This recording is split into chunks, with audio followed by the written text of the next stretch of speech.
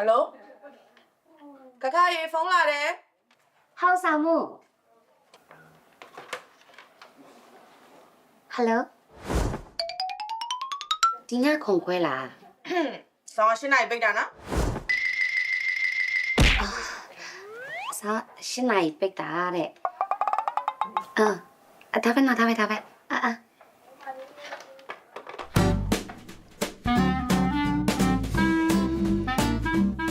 ဆောင်မှုပါတမီဖုန်းလာသေးလားရှင့် အမလေးလာပါဟောဒီမှာမုံတွေရောရုပ်တွေရောအများကြီး ဒါလေးလားဆောင်မှု အေး ဒီသွားလိုက်မယ်နော် ယူခခ ရှင်း ရေဖုန်းရွှေတွေရှင်းအောင်နော် ပြီးမှပါဆောင်မှုရဲ့အဆောင်ခန်းနဲ့တခါတည်းပေါင်းပေးမယ်အင်္ဂါမပို့သေးလို့ပါ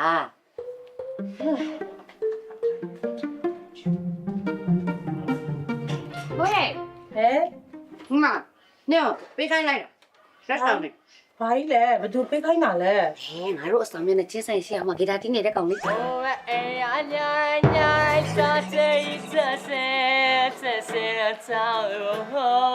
ူကြီးတောင်စုပ်ချွန်းချွန်းနဲ့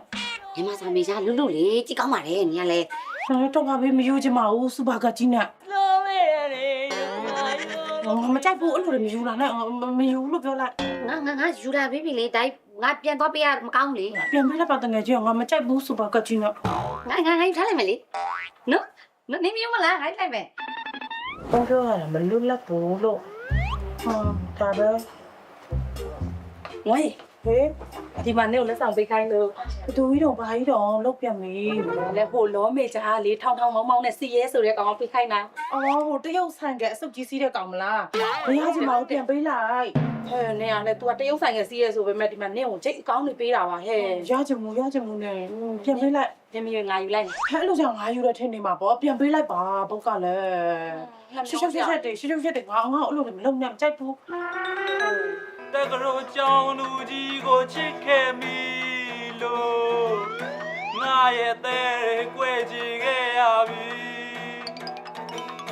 မင်းတို့ချောင်းမရှိတဲ့တဲ့ခွဲနေရောမချေရှောင်ရတာကမပေါ်ကွာဒီလက်ခါ သူ့ညနေရပဲသူညအဆောင်ရှုပ်နေကေးကြောင်တောင်တန်တဲ့တန်ကြောင်နဲ့မရှင်နဲ့အောက်ပဲမမလေးကြီးမပေါ်ပါနဲ့ဘူချောင်းနေတော့နောက်ကမလာခဲ့တဲ့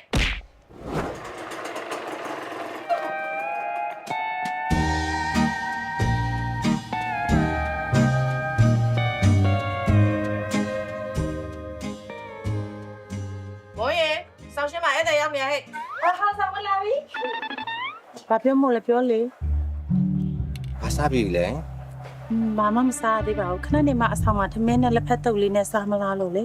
အဲ့ဒါဆိုရင်ကိုနိုင်ဦးနဲ့ဥပိ္ပမှာအကျော်လိုက်စားမလား တော်ပါပြီမစားတော့ပါဘူး အော်လိုက်ခဲ့ပါပြီးတော့ကိုနိုင်ဦးပြောစရာလေးတွေလည်းရှိလို့လိုက်တဲ့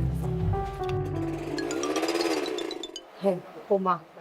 သူကသူကွင်းဆိုပြီးတချောင်းလုံးနဲ့ဘယ်သူနဲ့မှမတူတယ်လို့မတန်တယ်လို့နဲ့ခုကြပါသွားပြီဘယ်သူလုံးအိုက်ကောင်อ่ะ မသိပါဘူးဟိုနိုင်ဦးဆိုလားဘာဆိုလားပဲပါမှာပေါ့ဆိုင်ကယ်ကိုတနေ့ကိုတစ်စီးပြီးတစ်စီးပြောင်းစီးနိုင်တဲ့ကောင်ကို စီရဲတို့လူလူတို့ကမှချောသေးတယ်ဟဲ့ The next day. ဟဲ့ဒီသိပြီလား ဘာလို့ ညတော့ကဟိုကွင်းမှပြန်မလာဘူးတဲ့အဆောင်က ဟဲ့လား ဟုတ်တယ်အခုအဆောင်ကခေါင်းမိတောင်းနေပြီ မိဘပညာတက်စီခြင်းလို့ကြောင်းထားတယ်နော်ပတ်စံနေအကုန်ခံပြီးတော့ပညာသင်ခိုင်းတယ်ဒင်းကအခုညတောင်ပြန်အိတ်တော့လင်းနောက်လိုက်တာနေမှာပေါ့အသေးလို့လို့ဘာလို့ကောင်းဘာလို့လဲနုတ်တိကြ ဟိုနိုင်ဦးဆိုလားဘာဆိုလားပဲဆိုင်ကယ်တနေ့တစ်စီးပြီးတစ်စီးစီးတဲ့ကောင်လေးလေဒီတွေစီးတာလေ ငါအဆောင်ပြန်လာရင်ပြန်လာကြည့်လုံးဝလက်မခံဘူး အဲ့မင်းသားလေးရဲ့အရင်ချိုးတာပဲ ကဲဟေးဟာတိလာခဲ့ပြီအဲ့ဒီလေဟိုကိုနိုင်ဦးဆိုတဲ့လူလေဟောဆိုင်ကယ်ဒီစီးပြီးစီးသူ့လာခေါ်တာလေအဲ့ဒါတထေးမဟုတ်ဘူးဆိုင်ကယ်ဝက်ရှောကလူတဲ့သူ့ဆိုင်မှာလာပြင်းတဲ့ဆိုင်ကယ်ကိုစီးပြီးသူ့လာခေါ်တာ ဟုတ်လားဆောင်မှု ဟုတ်ပါ ကိုနိုင်ဦးရှင်ကြောင့်ကျမအပြောခံနေရနော်အဆောင်မှာရောအเจ้าမှာရော ကိုဘာလုပ်လို့လဲကွာ ကိုနိုင်ဦးဟိုဆိုင်ကယ်တွေအများကြီးပဲနော်တယောက်တည်းစီးရပေါ့ အကောင်းစားတွေကျပဲနော် စ ဆိုင်ကယ်တွေကကိုစီးတာလားဆိုတော့အင်းလိုပဲပြောခဲ့တာလေကိုပိုင်တယ်လို့မှမပြောခဲ့တာ ရှင်ကအင်းလို့ပြောတော့ရှင်းပိုက်နေထင်တာပေါ့ကျမအဲ့ကြောင့်မို့ကျမရှင်းကိုကြိုက်တာပေါ့ကျမဆိုင်ကယ် workshop ပြင်တဲ့လူရဲ့မရတော့ဖြစ်မခံနိုင်ဘူးကျမတကြောင်လုံးကအလှဆုံးကွင်း ကိုကြီးဆိုင်ငယ်လေးဘာဖြစ်လဲမသိဘူးချက်တော့ကြည့်ပါဦး အေးခဏထိုင်ဆောင်အောင်ကြီးလေ ဟုတ်ကဲ့ မိမရေအဲ့တဲ့ကိုခုံလေးချပေးလိုက်အောင် ဟာရအခုခိုင်းတော့ ဘာထိုင်ပါရှင် ဟောရပြီမထိုင်းတော့ ညီဆိုင်ကယ်ပြင်းမီတော့နဲ့ရောင်းတာရောင်းလိုက်တော့တော်တော်ကိုစုံနေရောင်းရင်တော့2သိန်းလောက်ပဲရမှာ ဟုတ်လား ဟိုဟာကိုကြီးဟိုဟာသူရောင်းချင်တို့ဝယ်ပေးလိုက်လေ3သိန်းပေးလိုက် မဟုတ်လေခုနအကူပြော2သိန်းဆို ။အော်ပြင်ရစင်အောင်ပါလေပြင်ရစင်က2သိန်းကျော်လောက်ကုန်အောင်ပါလေ ဟုတ်တယ် ။အဲ့ဒါသူများတော့ရအောင်9000လောက်ပေးရမှာ ဟုတ်တယ် ။နော်ယောက်ျားပြောပြလိုက်လေ။ရှင်ကအကုန်သိနေအောင် အေးသူ အဲ့ ပြော ဆိုလေရောင်းလိုက်တော့မယ်ဗျာနော် ။ဟောအေးရောင်းမယ်ပတ်စံပေးယူလိုက်အောင် ဟုတ်လားဒါရဘာလို့ပို့ဘူး ။ရှင်တော့ကောင်းတိုက်အောင်ရအောင်ပြင်ပြီး4သိန်းနဲ့ရအောင်ရောင်း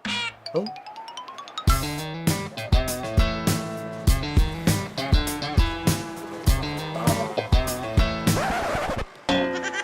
မိမ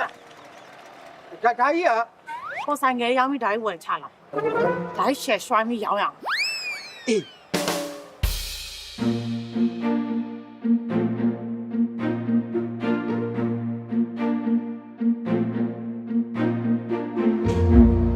တပီအန်ဒီလေးတမတို့တက္ကသိုလ်တနော်အဆောင်မှုလေတဘောကောင်းတဲ့အဆောင်မှု ။မလေးရဲ့ဆောင်းမှုရဲ့သမီးတို့ကအသက်ကြီးတော့ဆောင်းမှုကဒီတိုင်းလေးပဲ။ဆောင်းမှုဘာလို့လဲပြောအကုန်လုံးဇစ်တမမန်ကန်နဲ့ရစီရမယ်။ ဒီနိုင်ဦးပါလေအန်တီညီလေးအတွက်ဆိုင်ကယ်လာကြည့်ရဒီကပစ္စည်းမှဈေးမှနဲ့ဆိုလို့ ဒါဆိုင်နဲ့အနေဒီမှာတော့တရုတ်ဘိန်းတွေပေါ့အမစားပစ်လဲရှိတယ်ဆိုင်တစ်ဆိုရိုးရဘိန်းနေကြဆိုင်30 CPM ပဲအနီကြိုက်တာကြည့်နော်ဈေးကိုအသက်သာဆုံးဆိုတာထက်ကိုသမီးရှော့ပေးမှာ ဟေးကောင်းတယ်ကောင်းတယ် စီအနီစီ ဒါနဲ့ညီလင်းနောက်လိုက်သွားတော့ဟိုဆိုင်ကယ်ဝက်ရှော့မှာလုပ်တဲ့ကြောက်ကြီးကြောက်ချက်လေးပါဘလို့ဖြစ်ပြီးဒီလိုဆိုင်ကြီးဖြစ်သွားလဲအန်တီကချီကျူတာနော်ချီကျူတာ အော်အန်ဒီ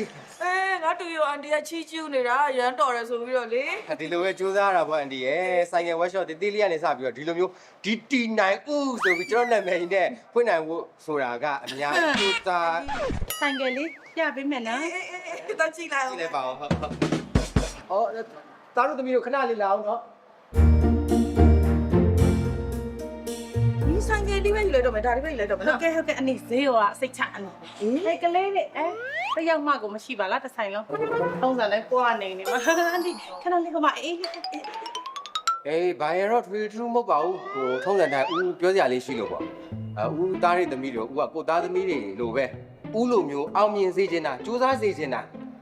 အလုပ်ပေါ်မှာအဓိကစေတနာထားစေချင်တာပေါ့ကွာနော်ဦးတို့ဆိုလို့ရှိရင်လည်းဟို workshop တေးသေးလေးကနေစပြီးဝင်လေးကွာလေးနှစ်ချောင်းနဲ့ဘဝကိုစခဲ့ရတာပဲအဓိကအလုပ်ပေါ်ထားတဲ့စေတနာပဲဇွဲလုံးလောက်ဝရိယနဲ့စင်သမပြည့်လေးလာစူးစမ်းအားထုတ်မယ်ဆိုလို့ရှိရင်ဦးလိုမျိုးဒီနိုင်ဦးဆိုပြီးတော့ဆိုင်ကယ်ရှိုးရိုင်းသားတို့သမီးကိုလည်းတစ်ချိန်မှာဖွင့်လာနိုင်ပါပဲအေးဒီလိုမျိုးဦးအောင်မြင်နေရတဲ့အဓိကပြုဝက်ချက်ကတော့ ကိုနိုင်ဦး ဦးမိမပေါ့နော်အေးတော်ဟိုမင်းတို့အန်ဒီခေါ်နေပြီ